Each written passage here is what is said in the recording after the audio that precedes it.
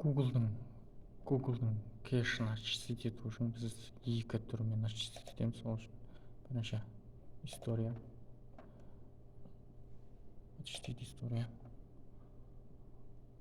дополнительно барамыз. Сосын мына жерде сайт кэш. Осылай біткеннен галочка қойып, мына жерде совсем удалить. Бірінші жолы, екінші жолы настройка, екі жолмен очистить ету болады. Екінші безопасность, сосын не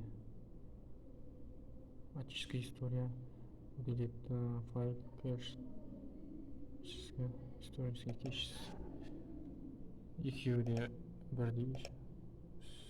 Часто берме. Мына жерде галочка қоюды ұмытпаймыз. Удалить басамыз.